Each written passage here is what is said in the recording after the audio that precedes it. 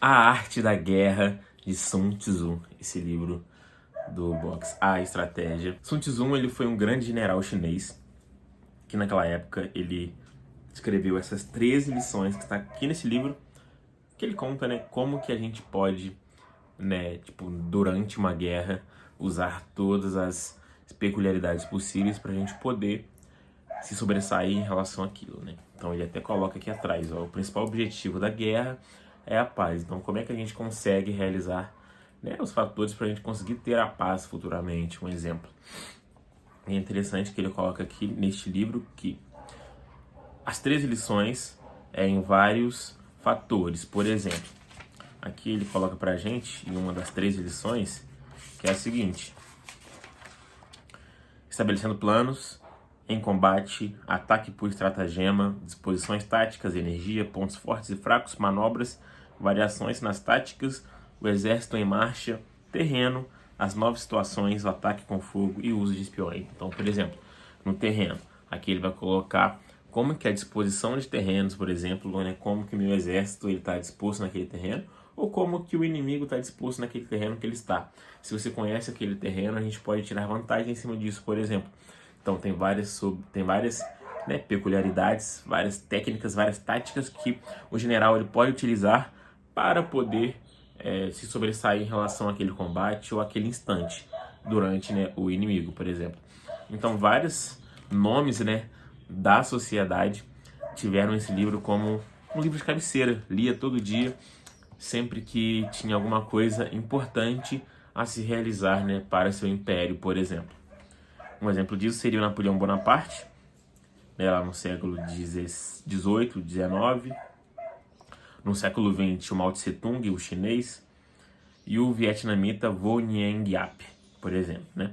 Então eles tiveram como esse livro como né, um livro de cabeceira para ler toda noite antes de dormir, todo dia, para formar nas suas mentes várias estratégias, para formar na sua mente várias, né, sapecagens para poderem buscar o inimigo. Então é interessante.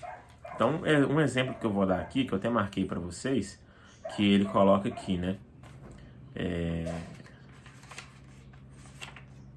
É ataque por estratagema. Aí ele coloca a seguinte questão: por consequência está dito, se conheceres o inimigo e a ti mesmo, não temas o resultado de 100 batalhas. Se conheces a ti mesmo, mas não o inimigo, para cada vitória também sofrerá uma derrota. Se não conheceres a ti mesmo, nem o inimigo, sucumbirá todas as batalhas. Então, por mais que, né, esse livro aqui é sobre guerra, a gente consegue colocar isso em nossas vidas, por exemplo, né, em relação à nossa realidade. Então, por exemplo, como aqui fala, né, para a gente conhecer o inimigo e conhecer a nós mesmos. Isso é um fato que a gente pode colocar em tipo assim, poxa, você se conhece, né? Você conhece a si mesmo para você saber o seu limite que você quer, né, para conquistar algo que você almeja muito. Então vamos supor que você quer um trabalho dos seus sonhos, então você tem que conhecer a si mesmo, e no caso esse inimigo seria, né, o trabalho que você quer chegar lá. Então você tem que conhecer os dois para saber o limite de você e o limite da onde você pode chegar para conseguir entrar naquele trabalho, para você conseguir vencer essa batalha por completo, né? Então é um exemplo que a gente pode colocar na nossa realidade.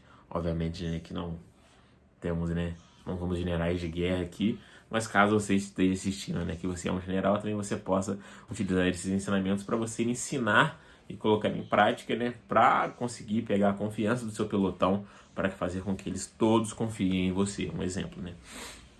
Então é interessante a gente ler livros assim, porque a gente consegue colocar na nossa realidade e a gente consegue também tirar, né, pequenas ali informações e possa fazer bastante diferença nas nossas vidas. Então é um grande ponto a se colocar, né?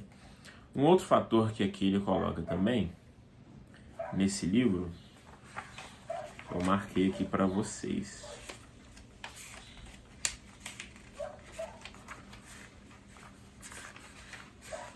que é aqui, ó, o exército em marcha. No exército em marcha, ele coloca a seguinte questão para nós: Portanto, soldados devem ser tratados em primeira instância com humanidade, mas mantidos sob controle por meio de ferrenha disciplina. Essa é a estrada certa para a vitória. Ou seja, a gente tem que estar ali, né? Você que tem uma equipe, por exemplo, que você tem que liderar aquela equipe. Então você tem que tratar, né, essa equipe com humanidade. Tratar, né, com o maior respeito possível. Porém, você tem que ter todos sob controle pela disciplina. Então, se você lidera uma equipe, você tem que manter ela disciplinada, manter ela treinada para fazer com que elas respeitem você. Não que elas tenham medo de você, porque se você é uma pessoa que impõe respeito, consequentemente você obterá o respeito de todas essas pessoas. Elas, né, não obedecerão você, mas elas vão entender o porquê que você está fazendo aquilo. Elas vão confiar em você, porque você não vai ser só um charlatão que está querendo só mandar ali naquela pessoa para elas fazerem o que você quer. Você tem que fazer com que elas façam o que você quer do jeito que, poxa, não posso decepcionar o meu comandante ou o meu chefe. Não posso decepcionar ele. Por quê? Porque ele sabe o que ele está fazendo. Então, se ele está nos instruindo para tal disciplina, nos instruindo para tal comando, a gente tem que fazer porque a gente sabe que isso é o certo. Então vocês têm que passar confiança para quem vocês estão querendo, né, transmitir essa informação, porque quando a pessoa passa confiança, elas se sentem muito mais confortáveis em trabalhar do seu lado, ou seja, o rendimento delas também vai aumentar consideravelmente pelo que vocês querem que elas trabalhem, né? Então, a gente tem que ter essa consciência de como que a gente pode chegar para aquela pessoa, como a gente pode chegar para conversar com aquela pessoa para que a gente consiga uma maior produtividade. Então, tem todos esses fatores. E o último ponto aqui também que eu quero comentar aqui com vocês, né, para não estender muito, porque esse livro aqui vocês realmente têm que ler para vocês entenderem. Variações nas táticas. Aí ele coloca aqui pra gente o seguinte: existem 5 perigos que podem afetar um general: imprudência, que vai levar à destruição; covardia, que vai levar à captura; um temperamento irritadiço, que pode ser estimulado por insultos; fragilidade de honra, que é suscetível à vergonha; e excesso de solicitude com seus homens, o que expõe a preocupação e problemas. Então, vamos supor que você é um líder ou que você é um general mesmo, né? Você está liderando uma equipe, né? De novo para esse tema. Esses são 5 perigos que podem afetar um chefe, que pode afetar um general. Então, a imprudência, se você for imprudente com seus, né, com a sua equipe, se você for imprudente com os seus subordinados, vai te levar à destruição, não vai ter como. Covardia, você não pode ser covarde com eles. Você tem que passar respeito, você tem que passar imponência. Um temperamento irritadiço. Você não pode ser aquele chefe que sai gritando com todo mundo, que sai se irritando com tudo. Você tem que passar respeito, você tem que passar como que você tem que se portar em determinadas situações. Você não pode deixar isso subir a cabeça de você. Você não pode deixar nada te atrapalhar. Tem que ter a mentalidade de aço. Fragilidade de honra. Você não pode ser uma pessoa que tem uma honra frágil. Você não pode deixar de ser uma pessoa frágil mediante as situações que pedem a você que você seja duro. Você não pode ser frágil nesse momento. Então você tem que ter, mais uma vez, uma mentalidade de pedra. E por último, né, o excesso de solicitudes. Você também não pode ser aquele cara muito bonzinho que, né, tenta escutar todo mundo. Existem regras e as pessoas têm que seguir tais regras. Então você não pode abrir mão de algo, né, para uma pessoa e para outra não fazer nada. Isso também é incoerência. Você não pode abrir mão para tudo, porque também tem coisas que tem que serem seguidas e tem coisas que são regras. Então tem que seguir determinada situação. Então não podemos fazer isso, né, afrouxar a mão para todo mundo. A gente tem que ser rígido e ser correto com aquilo que nos foi passado. Porque se você tá ali, né, tipo, trabalhando com a pessoa, com a sua equipe, elas sabem o que tem que ser feito.